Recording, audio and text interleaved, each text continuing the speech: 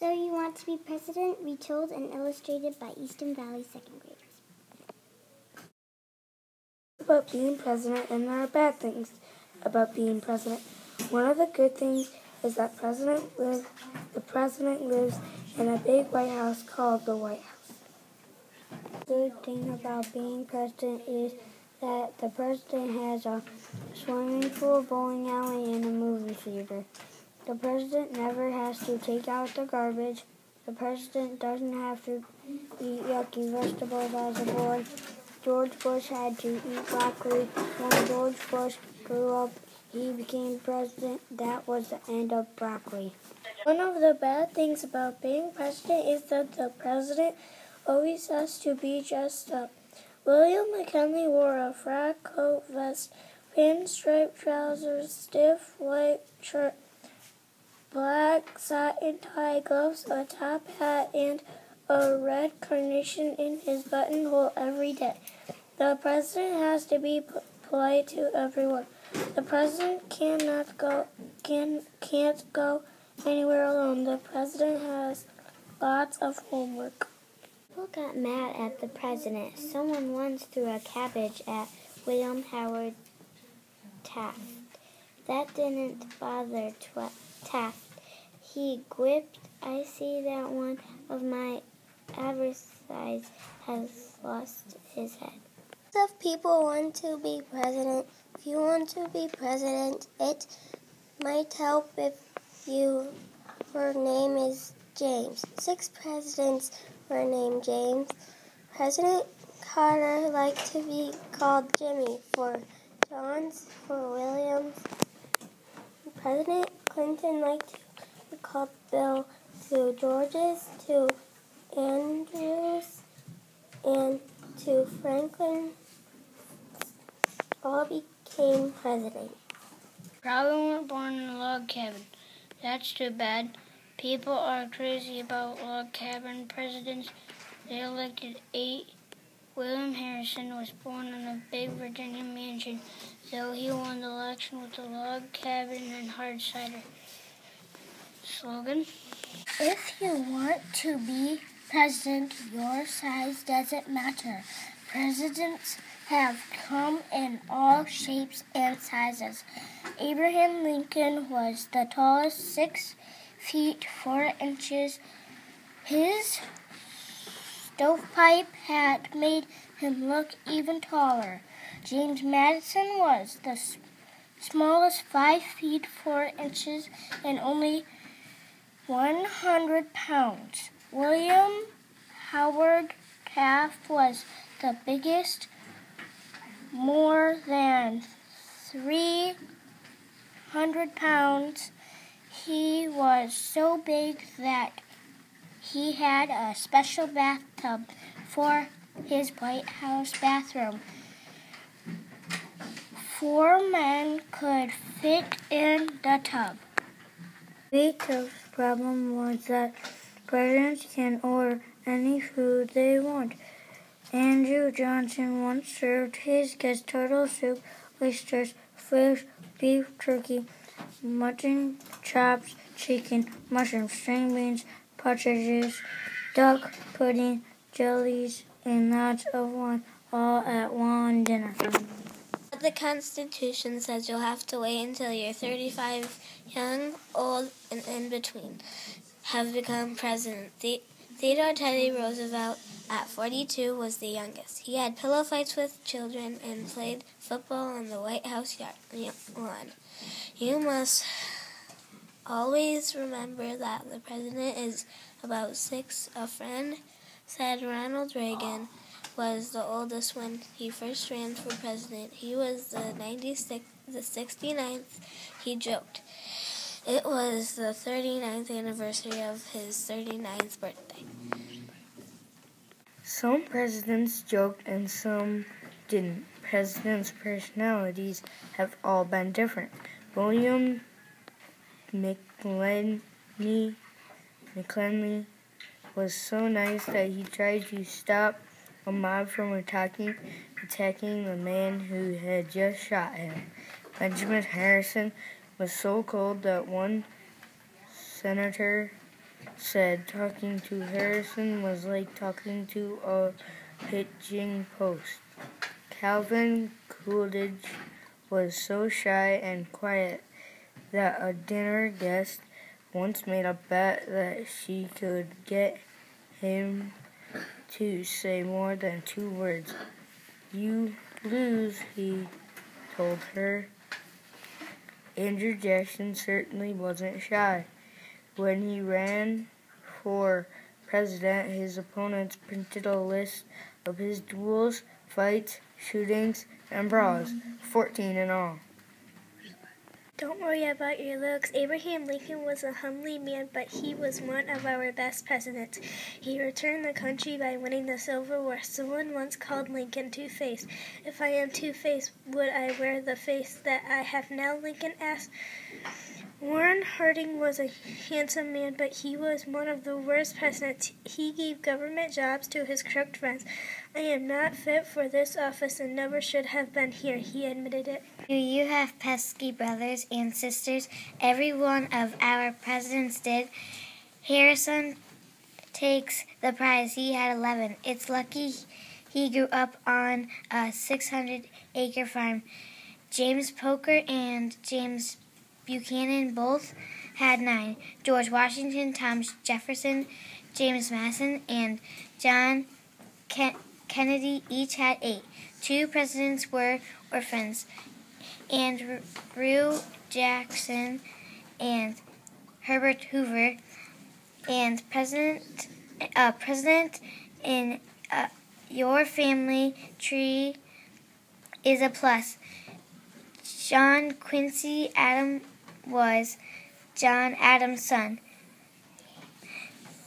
Theodore Roosevelt and Franklin Roosevelt were 5th cousins. Benjamin Harrison was William Harrison's grandson. James Madison and Zachary Taylor were 2nd cousins. Some presidents threw money around and some were penny pinchers. James Monroe ordered French silverware, china candlesticks, chandeliers, clocks, mirrors, vases, rugs, draperies, and furniture for the White House. 93 crates in all. William Harrison was thrifty. He walked to the market every morning with a basket over his arm. Do you have a pet? All kinds of pets have lived in the White House, mostly dogs. Herbert Hoover had 3 dogs, Minnie, Snowflake, and Tut. Tut must have been a Democrat. He and his Republican master never got along. Franklin Roosevelt's dog, Fala, was almost as famous as his owner. George Bush's dog wrote Millie's book, Adventures of a White House Dog, as reported to Mrs. Bush. Ugly Ulysses Grant had horses. Benjamin Harrison goat pulled his grandchildren in a cart. The Coolidges had a pet raccoon. Jimmy Carter and Bill Clinton preferred cats.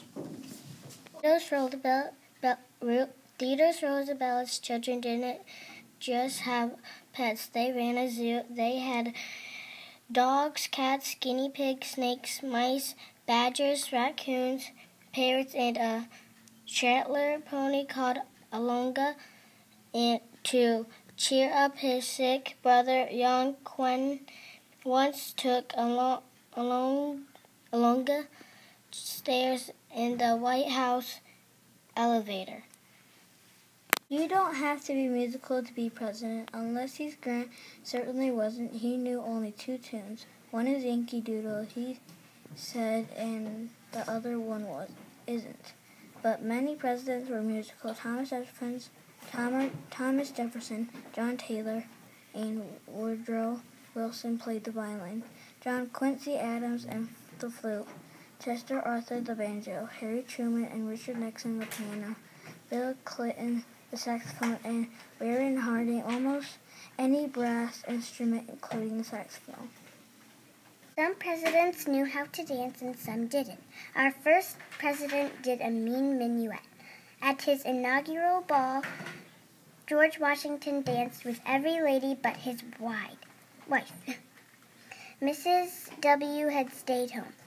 James Madison's opinion of his inaugural ball: I would much rather be in bed. Abraham Lincoln wasn't much of a dancer. Miss Todd, I should like to dance with you in the worst way, he told his future bride. Miss Todd later said to a friend, he certainly did. Woodrow Wilson liked to do the jig step while singing little silly ditties. Not all presidents danced, but most had a sport. John Quincy Adams was the first-rate swimmer. Once when he was a skinny dipping in the Potomac River, a woman reporter snatched his clothes and sat on them until he gave her an interview. Lee Grant raced his rig through the streets of Washington and was arrested for speeding. Rutherford Hayes played croquet on the White House lawn. Ronald Reagan split wood. William McLean's idea of express was to sit under a tree with a good book. Golf has been with presidents. DeWitt, Eisenhower, and John Kennedy were especially good. But when Gerald Ford, George Bush, and Bill Clinton teamed up for a golf game, 3 of their shots clobbered spectators. Though most presidents went to college, 9 didn't. George Washington, Andrew Jackson, Martin Van Buren, Zachary Taylor, Millard Fillmore, Abraham Lincoln, Andrew Johnson, Grover Cleveland, and Harry Truman. Andrew Johnson couldn't read until he was 14. He didn't want to write after he was married. Jefferson Johnson was top-notch in the brains department. He was an expert on agriculture, law, places, music, geography, survey, philosophy, and botany. In his spare time, he designated his own house a mansion from the University of Virginia and worked up the desert range of Virginia. Want to be president, you might consider joining the Army. George Washington, Andrew Jackson, William Harrison, Zachary Taylor, Ulysses Grant, Rutherford Hayes, James Garfield, Chester Arthur, Benjamin Harrison, and Dwight Eisenhower were all generals. If you can't be a general, be a hero like Theodore Roosevelt or John Kennedy. Roosevelt's Rough Riders charged up Kennedy Hill to help win the Spanish-American War. Kennedy led his crew to safety in World War II when the Japanese sank his PT boat. Don't be a Franklin Pierce. In his very first battle, Franklin Pierce's horse bucked. He was thrown against the saddle and fainted. His horse fell, broke its leg, and Pierce hurt his knee. He got elected anyway. Another route to the White House is to be vice president, though most don't think much of a job. Truman's vice president, Alvin Barkley, told about a man who had 2 sons. two sons. One son went to Senate, the other was elected vice president. Neither was ever heard from again. Who's ever heard of Alvin Barkley? Other vice presidents have been heard from John Adams, Thomas Jefferson,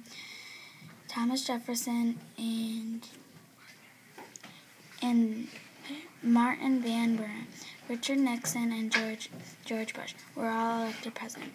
Gerald Ford became president when Richard Nixon resigned. John Tyler, Millard Fillmore, Calvin Coolidge, and Harry Truman moved up when a president got sick and died. Andrew Johnson, Chester Arthur, Theodore Roosevelt, and Lyndon Johnson became top man when guns were drawn, bullets flew, and a president was assassinated.